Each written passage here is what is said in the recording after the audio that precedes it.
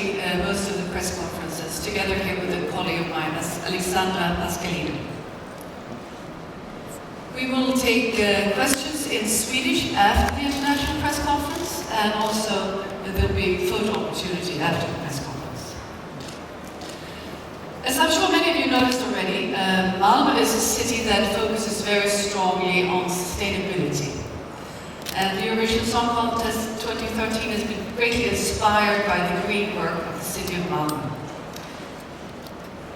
Malmö is the third largest city in Sweden, and since we have 175 nationalities represented in Malmö, we think this is a perfect place to host the song contest.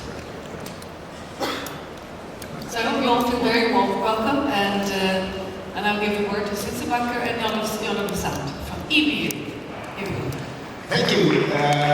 Thank you. It's great to see that this press center now comes to life. I've been strolling around here for the last couple of days and it was very empty. Now it's filled up with you, and we're very happy that so many journalists and fans decided to join the event this year. I'll give a short update first, and then we will talk more with the organizers, the host broadcaster. We'll go through several topics and probably end with a Q&A. I would like to just say that the EBU has done a change in its corporate identity this year. It doesn't sound very exciting, but everything that comes out of the EBU is actually Eurovision. So Eurovision Song Contest is one of them. And if you see the back up here, we have a new logo. Besides the SVT logo, and many of you have seen it already, it's the Eurovision logo. So we have a new vignette this year. The same tune will be there before the Eurovision Song Contest, but we will have a new graphical vignette. It was introduced on the 1st of December in Amsterdam when we hosted Eurovision Junior, and it was also there in front of the Wiener Philharmonic's the New Year's concert. January. This year there are 39 participating countries, the same as in 2010. Armenia returned to the contest. They were not in last year. Portugal, Bosnia-Herzegovina, Turkey and Slovakia decided not to participate, which we of course regret. But still staggering 39 countries, which we think is indeed very good. We are in Sweden for the 5th time, and actually in Malmö for the 2nd time. That's good. We did some changes this year. As you all know, we decided that the running order should be determined by the producer and then approved by me and the reference group. I have to underline that this was not an SVT decision. It was proposed by SVT. It was a reference group decision, and it was also confirmed by one of the other governance bodies of the EBU, the TV committee. And as you all know, to make a perfect TV program, you need to work on the running order. And this has been a very well proven recipe for the last 60 years with television. And we will now, as you have seen from the running orders we will have determined, we will give every song now the chance to stand out and give them the right place in the running order, the place they deserve. We also have a new change when it comes to the voting. We will now ask the juries to rank all the songs, not only the 10 with the highest points.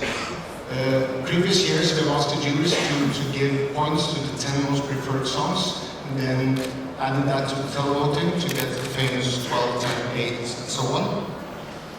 But we will change this now to get the full overview over how the juries are considering the songs. It's the same with the televoting. This is again combined as previous years to make the results. There might be a slight difference in how songs can move from around 10, 12, 8 position in the semi-finals. So this could be beneficial for some songs, but it will be the equal system that we've had over the last years. This will also increase a little more transparency transparency, and we will make sure that every vote that is casted is also calculated. We have also this year a new rehearsal schedule, and we discussed with SVT quite a long time to find best balance between making 3 grand state-of-the-art shows, but also reduce the rehearsal time for the participating countries that are traveling to Malmö, and also for the host broadcaster to be able to have less days of rehearsal, and this has turned out to be very successful. We also contacted the different participating broadcasters at an earlier stage to even be in a closer dialogue with them when it comes to the content and the way the show is produced. And some of you have followed the rehearsals and seen what we already have achieved in the first rehearsal, and we're very happy with the results. And we would like to do this for the years to come in order to both save money for the delegations traveling to the host country and the host broadcaster, but still be able to deliver the show. I think I will leave the word to you, Sis. Thank you, Jonah. Thank you all for being here. It's good to see so many familiar faces again this year in Malmö. I'd like to thank SVT and the city of Malmö for putting up such an amazing press center this year. The result of the change in the rehearsal schedule was that you all followed the first round of rehearsals at the Euro Club, also a fantastic venue. I hope you all had a very good time there over the past days, and especially last night. And that means that for the second round of rehearsals, we open up this press center, we open up for press conferences and really focus in the last 10 days of the Song Contest right here on site together with you. I have a couple of updates for you, mainly about the new website and the app we're introducing this year. As you might have noticed, we launched a new Eurovision.tv just last week. It's a more social website, and it's responsive, which means that if you open it on your mobile phone or on your tablet, it will adapt to the size of your screen, making it a perfect website for all types of devices. What I'm very excited about is the official Eurovision Song Contest app that we have launched just a couple of days ago. I hope you all downloaded it already on your smartphones. This provides everyone with information about the Song Contest throughout the year, 365 days, but it also helps the viewer during the show. It's a second screen application, which means it provides the viewer with updates throughout the show about the songs, the lyrics, the participants, and of course, the results. And for the first time since the introduction of televoting, we are adding a method to vote for the viewer. You can vote right in the app, pushing a button, making it very easy to vote, not just by SMS and by telephone as usual, but also right from within the app. And if you do that as a viewer, you will be rewarded with a video message from the artist saying thank you for voting for me, thank you for your support, which adds a really nice dimension, we believe, to voting in the Eurovision Song Contest. And to show you what that looks like, I would like to ask the people in the OB truck to run a video that introduces the official app for the Eurovision Song Contest. We'll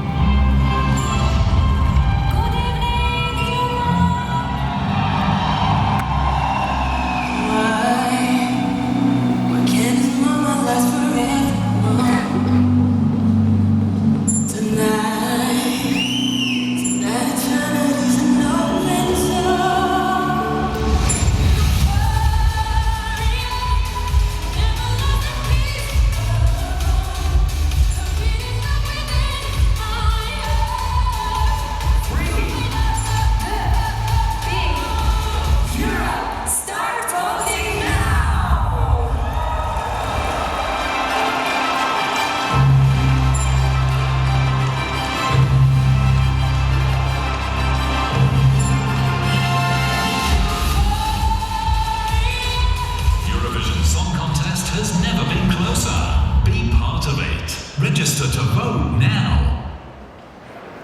So that's the official app of the Eurovision Song Contest. It's available for smartphones. It will be made available for tablets as well in the days to come.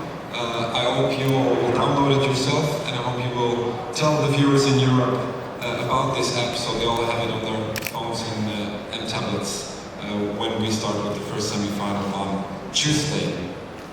Back to you. Thank you very much.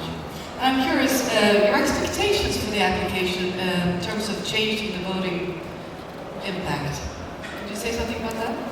Well, of course, we hope that people will enjoy voting more rather than having to type a number and to send an SMS or to make a phone call and type the number. Just push a button and say, I want to vote. And of course, we hope that they will really enjoy the video message. People will vote more. The more people vote, the more support for the songs. And we've all seen last year what happens if you have such broad support from the voters. Then the winning song turns into a pan-European hit in over 20 countries, which I have to say, also from the EBU, we are very proud of what Loreen has achieved over the last year. Really amazing. Excellent, thank you. SVT, Martin Österdahl and Christer Björkman. I'd like to hear what you're saying. Thank you. Hello, everyone. We've longed for this moment for a very long time. Some of you who know us know that for us, this is a lifelong dream to be able to host the Eurovision Song Contest in Sweden and here in Malmö. And I'd like to say, on the behalf of all of us and Sveriges Television, that we wish you a very warm welcome to Malmö. I'd also like to thank the Eurovision and the EBU for giving us this wonderful opportunity. It really is for us a dream come true. So thank you very much. We finally won in Baku. We sort of entertained the idea of winning and hosting the idea for quite a few years. But finally, everything came right for Loreen in Baku. And just after she finished her winning song, we started our planning. And we looked at the amazing shows that we'd seen in Moscow, Düsseldorf, and Baku. And we asked ourselves, how can we carry on? How can we take this further? How can we continue telling this story? And we realized that we needed to find a new direction for it. And the inspiration for that direction was the original. We called it Back to the Future. Because in the 50s, there was a new technology and there was a big idea. The new technology was to broadcast from one point in Europe to all over Europe at the same time. And the big idea was to come together, enjoy music and show. And that was the Eurovision Song Contest. At a time when Europe had been ravaged by 2 world wars. And we believe that this idea is still very big, still very powerful, and it deserves to be put in the forefront of what this great contest is. So that's where we went to find our inspiration. So what we're trying to do here in Malmö, first of all, the reason why we selected Malmö, is that this is a mini Europe. We want to turn the spotlight to everyone who comes here. We want to see all of Europe's great variety and cultures.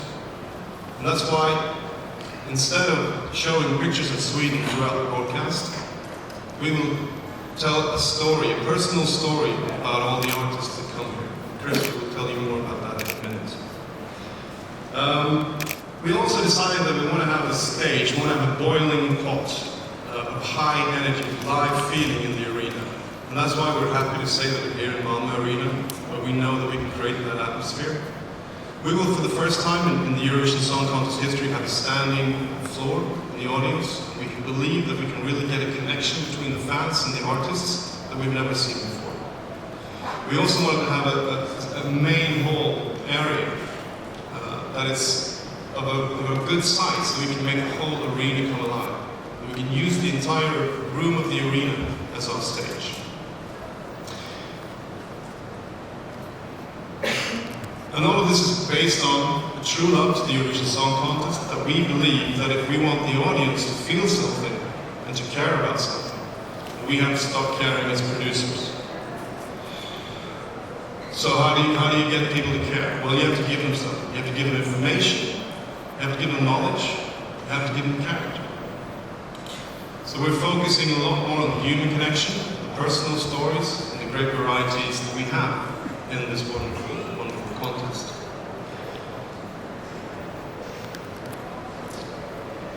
As you've seen, we chose the butterfly as our artwork, as our symbol. And the butterfly symbolizes a lot of things. It stands for beauty, it stands for freedom, it stands for change, but it also symbolizes a great variety of shapes and colors, but that it also is one and the same.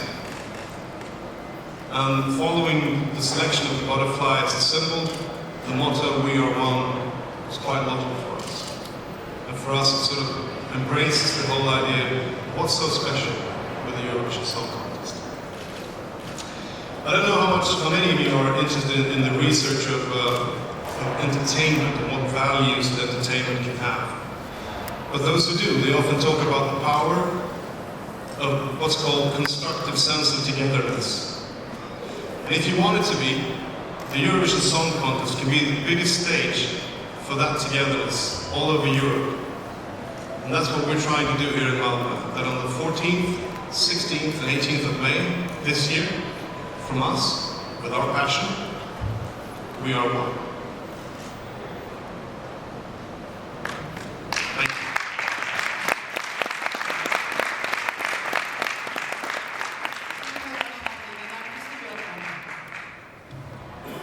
Hello everyone. First of all, I would like to say something personal, and this is of course a huge moment for me personally to be back here. Yesterday, it was 21 years ago. I was in Malmö last, then as an artist, competing for Sweden, and of course it's fantastic to be back in the position as show producer. And we hope and we believe that we are going to give you a show that is worth remembering for you. We have chose one interpreter for you, one person to lead you through these 3 shows. Her name is Petra Mede, and she's a very well-known Swedish comedian. She's smart, she's elegant, and she's funny. And she will carry forward the words "We are one" and bring them to everyone across Europe. She will do this in different ways. She will do it being serious when needed to be serious, but she will also do it with sense of humor, and she will also make fun of ourselves, which is quite important, we feel. Martin mentioned that we will not show hundreds of postcards of Sweden. We will instead, before the song, we will try to get to know the artist that will perform for you right afterwards. So, to give you an idea of how that can look, we would like to show you the postcard, and I hope that someone is now going to press a button and make this happen.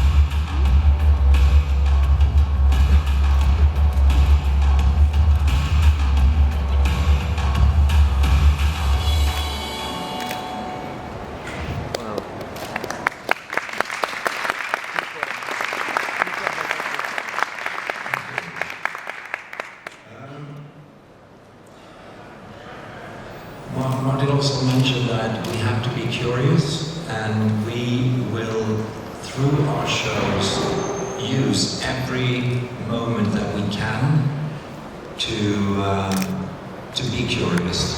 We want to be curious about the people coming here, but we will also try to make, to give you something to be curious about us. And we have used Petra's different skills to do this, and she will do it live, and and this we haven't communicated yet how that's going to be done. But she will also do it in the films, and we will show you one of them, one clip that will. This is a gift to all the viewers, but also specifically to the fans, those who have followed the competition throughout the years. And it's a sequence that will be in all the shows, one in each, and it's called the ESC History, and I would like to share one of them with you right now.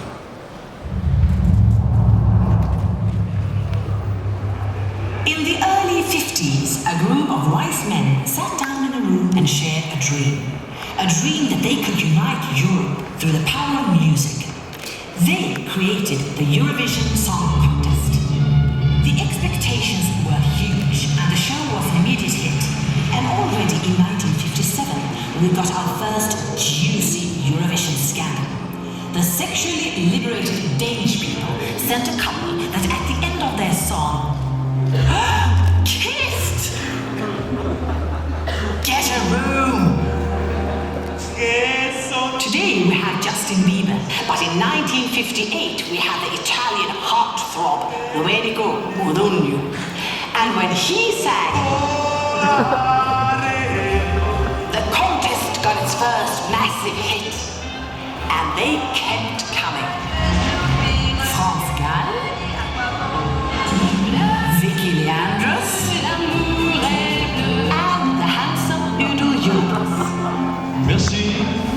You're welcome. Merci.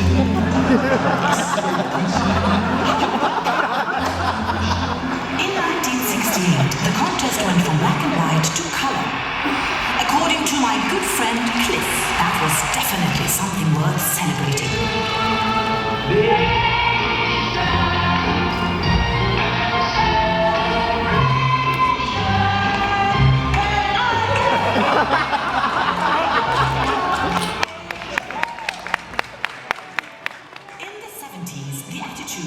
Eurovision changed, especially in Sweden, where people were protesting, saying the show was too commercial. Well, duh. Thank God the rest of Europe kept the show going, colourful and glamorous than ever.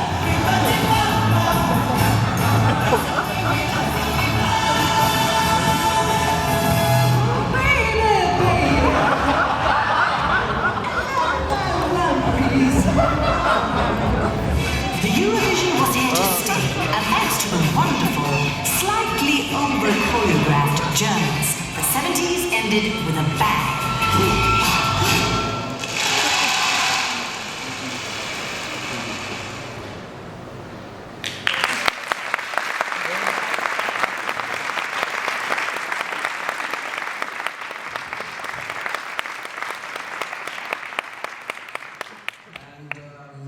Yeah, well, I can't tell you everything. We want to keep some things a secret and a surprise. But of course, she's funny. So, thanks for coming here and good luck. Welcome to Malmö and Skåne.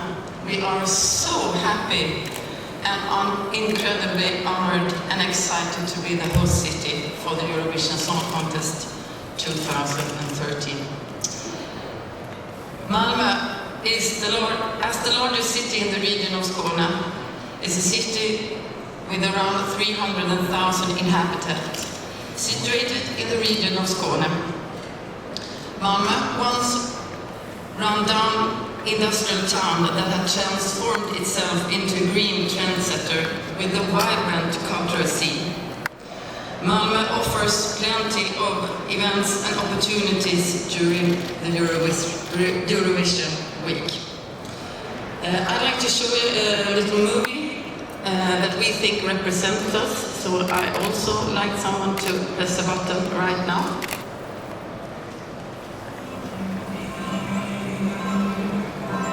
So lift up your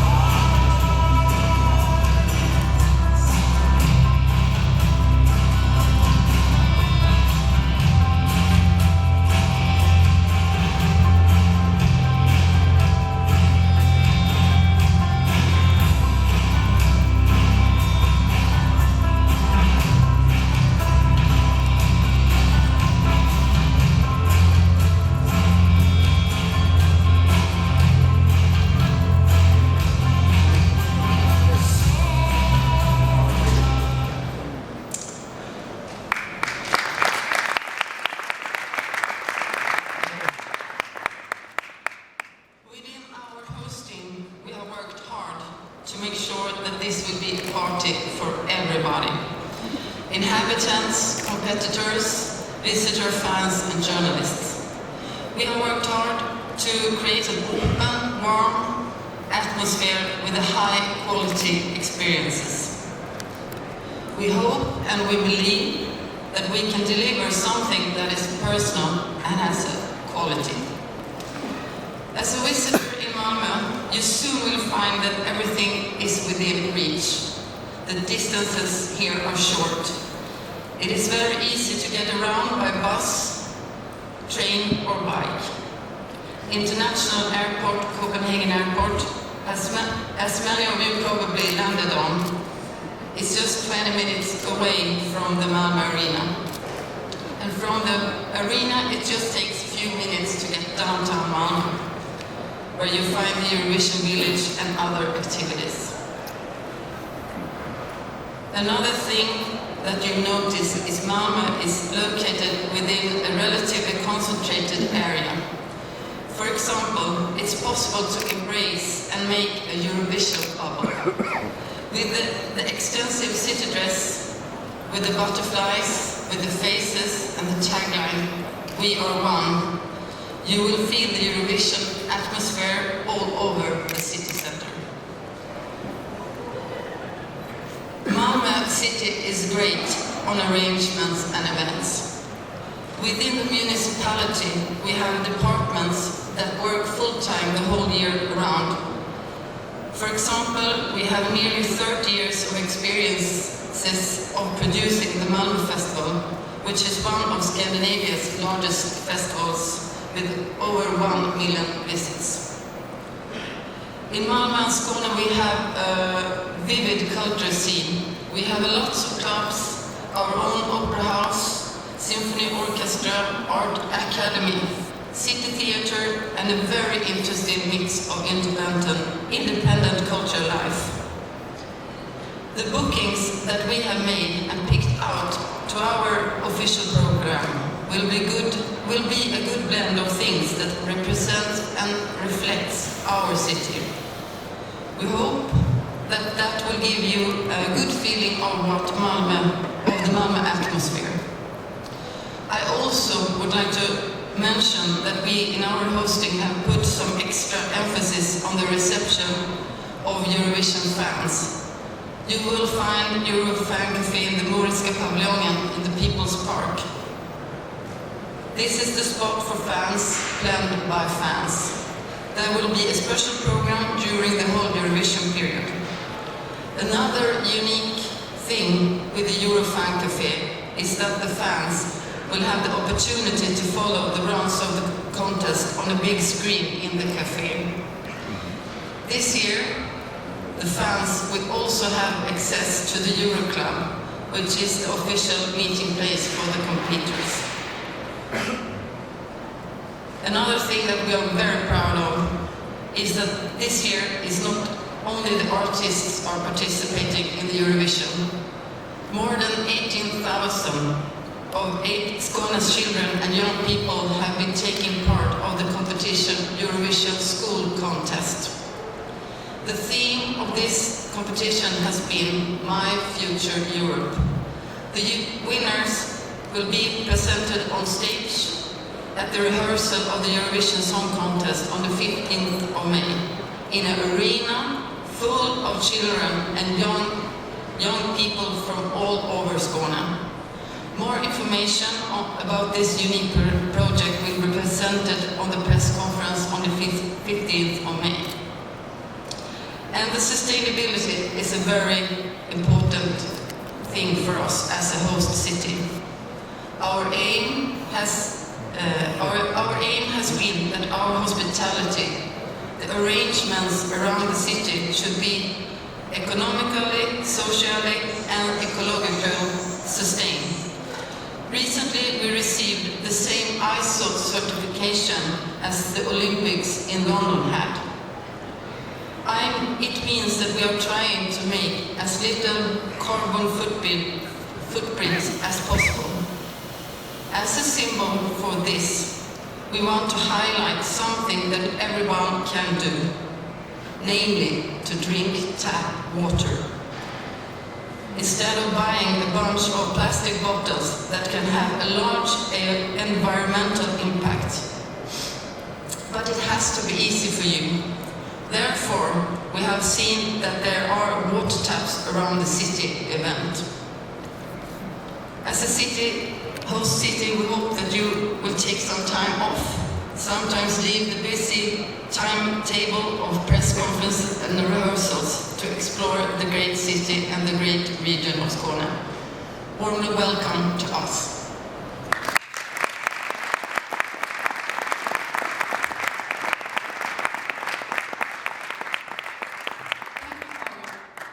If you could wish for one thing that the visitors and the viewers will bring as an impression from Malmö, what would that be?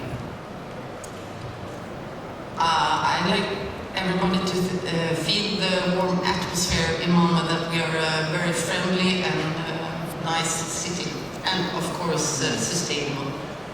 More friendly and sustainable, not bad. Thank you, Carl. Okay, now we have 10 minutes to questions. You put your arms up. Terrific. We have two runners here. Let's start on the left side here from Australia. Please stand up and tell us where you're from and your name, please. Hi, Alistair Birch from SBS Australia. Before I ask my question, may I quickly say a big thank you to the City of Malmö and SVT staff for the changes you made at the temporary press centre. We're conscious we've doubled your workload from 30 to 60 interviews to organise. Your staff worked tirelessly and it was wonderful. Thank you very much indeed. Anyway, to my question. It's the same question as in Düsseldorf and in previous years, problems with the ticket sales. This year, fans in Australia were not able to use their credit card to buy tickets, and when they ran out of the call centre, the tickets were sold out. I hear that other countries, Bosnia and Russia, may also have been affected. Question for the SVT, what happens with the credit cards? Question for the EBU, have you considered introducing minimum standards for ticket sales so that all broadcasting countries have equitable access to tickets? Thank you. Thank you. I'll start, maybe I will fill in. The situation with Ticknet is that they only, unfortunately, are able to take purchases online from credit cards that are issued inside Europe. We were aware of this, so therefore we were now with information about all other people who needed extra help. We set up a direct telephone line so they could call in and make their purchases. We also reserved specific allocations of tickets to those countries that couldn't purchase online, including Australia. So that was the only thing we could do, unfortunately. We tried to make Ticknet change their rules, but it has to do with insurance. There's a limit to our superpowers. I can add that we are looking into this every year to make sure that tickets are accessible also outside the European area. However, as Martin said, we have to work with big international partners to sell tickets because we have no sales system ourselves. And then we have to rely on their system and work with them. But as good as we can and trying to improve.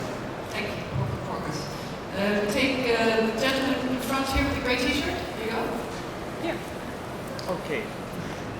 Hello, I'm Szymon Polish radio newsletter. First of all, thank you for being here. I'm impressed so far. Two questions. The city told us about this application, and we can vote as European viewers during the show, right? How these votes will be counted from which country? For instance, if I use it here, I vote from Sweden or from the country where my telephone is registered. That's the first question. And the second question is to producers, because this year we don't have draw. Producer decide about the order of the viewings in the final. You will know the results from the semi-final. We know that Sweden is known as a country of justice and fairness, but it gives you a big power and responsibility. Do you think you can really affect on the final results by this power? Thank you. Thank you. Titsen, the question about the application, please. Thank you for your question. There are two ways of voting. On iOS devices, if you have an iPhone or an iPad, it will automatically send an SMS. So that means you vote in the country where you actually are at the moment. but if you are using an Android device, which I know a lot of you do have, you can set up voting through PayPal. It will check your phone number, it will check where your credit card is from. They have to be from the same country, and that means that if you are here with your Android device, but your phone is, let's say, French, and your credit card is French, then your vote will actually count in France. Thank you. And the other part of the question on the security safety of the voting system? Yeah, hi, thanks for bringing that up. First of all, let me just say that I'm not sure I misunderstood your question perhaps. But you know that we draw the starting position of Sweden? You knew that? Yeah. Okay. Do you want to answer the other question? Yeah, I wasn't really sure what the other half was, because did I understand you right that we know the jury results? Yeah, exactly. This is solely with No, but you know also the results from the semi-finals when you decide about the order of appearance in the final. So you know already the attitude of people in Europe, and then it gives you some, you know, the picture of what people like. So I think it gives you a huge responsibility, and because everybody knows here that the order of appearance and, for instance, the place in the last spots give you more chances to be in a better position in the end. Well, for the grand final, we are definite that the best song will win. However, even though it's in the end or in the start, it doesn't matter, really. And we are putting together the best show with the best flow to make every song shine, basically. Thank you. Gentleman over here. Yes, hello. Johan for ESCKAZ.com. Thank you for inviting us all here. I'm very impressed about the Malmö press. My question is, I'm impressed about this wonderful place, and I would like to know why you are allowing us to enter this press only today, because I can understand that you want to keep the rehearsals free from us interfering with the artist, and then they get the rehearsal freedom. But we have been sitting with a few hundred of us at the Europa in a lovely atmosphere, but in a very unsatisfying working conditions. We didn't have a proper working area for the press. We started off with no electrical sockets, and have you thought about this? Is this going to be? Why was this decision made that we couldn't use the press center from day one? Sorry to hear that. Thank you very much for your question. I'll take it in two pieces. First of all, the decision to close the first round of rehearsals for the press was a reference group decision on the specific request of several delegations over the past years. As you all know, when you are an artist and you come on this great stage for the first time, you're impressed, you're trying to get everything right, your sound, the light, the camera work, you're working with the team on site. And for a lot of artists, the fact that the press was actually present in the arena, that the full rehearsal was out there on YouTube, out there on blogs and newspapers, put a lot of pressure on the artists. We heard that the most professional artists actually preferred to have that first rehearsal closed for the press. So we compromised and said that we close it for the press, but we will still allow them to watch it on the screen, so you can still follow the preparations and you can still meet the artist afterwards. That is important for the Eurovision Song Contest because it means we can attract more professional artists, and we can really allow those rehearsals to go out once they are fine-tuned in the second round. There was a reference group decision and was warmly welcomed by a lot of the delegations. Now regarding the working conditions, this was the first time we did that. SVT, City of Malmö, EBU worked together very well to provide you with the best possible conditions, but as always when you do something for the first time, there's room for improvement, there's room for fine-tuning, as Alistair kindly pointed out, that was taken care of on the second day. Feedback is obviously appreciated, and we'll do everything possible to improve that next year. Thank you. The gentleman with the glasses and the white t-shirt. Hi, I'm Jonas from ESCKAZ.com. I also have a question regarding the draw, but for the finalists, Big Five. How are you going to make that transparent? Are they going to have 2 balls with the first half and second half, or are they going to pick from 15 balls? Thank you. First and second half. Yes, so first or the second half in the final, but from how many balls are they going to choose?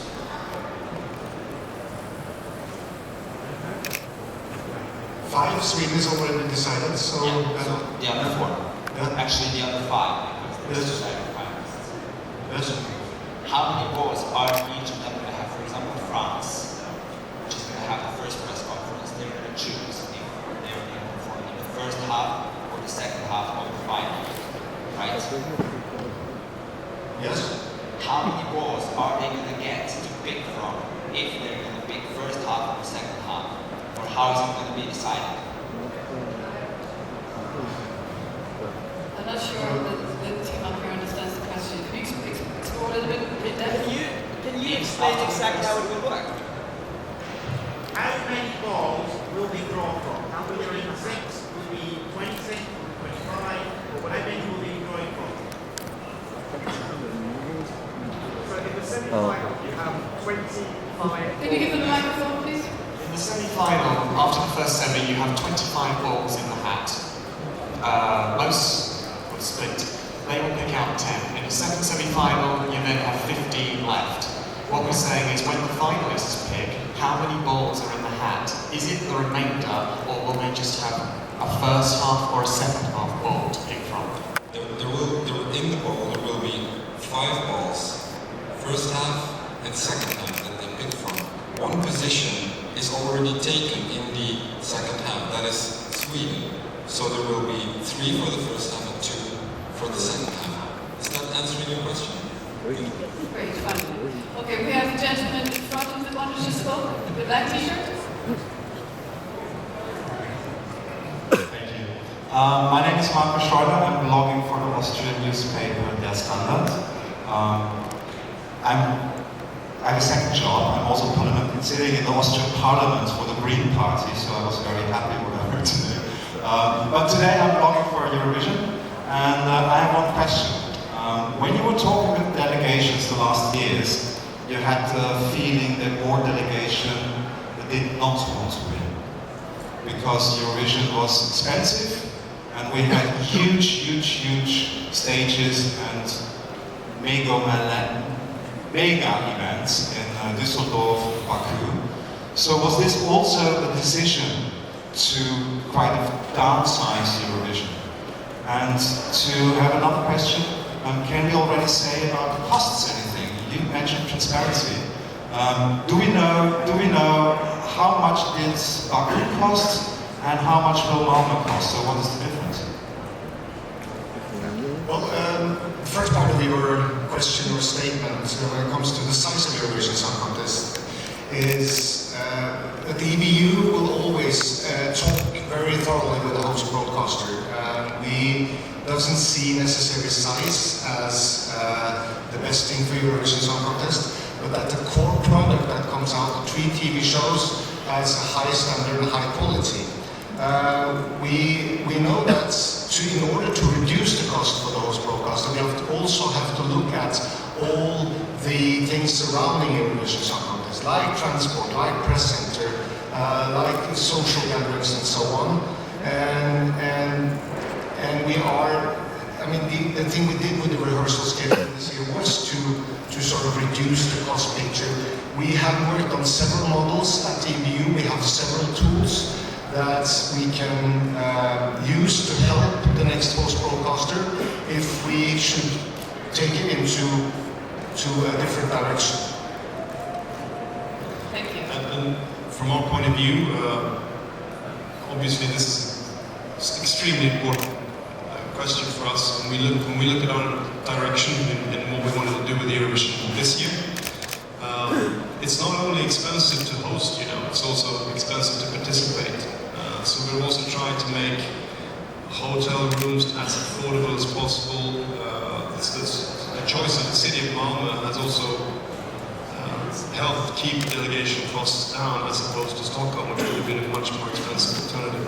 This is, the financial situation, the financial sustainability of both hosting and taking part is, I think, one of the most important survival questions for the contest. So we take it very seriously, and that's why we try making changes. Just cutting one day of the rehearsal schedule might sound like very little, but for some delegations, that's a lot of money and a very important saving. Thank you. Gentlemen in the bright blue, stripes in front. Hey, Rick Fisher from ESCKAZ.com. I have a couple of technical questions. The first one about the running order. You said that it's proposed by SVT, then given to you as the reference group. I just wondered, within the reference group, is there a voting system to approve it? A one-man, one vote? Or, does everyone just say, yeah, we're fine with that? And just to pick up Simon's question from earlier, who in that audit process has seen the semi-final results? I have. Only you? Yes. Okay.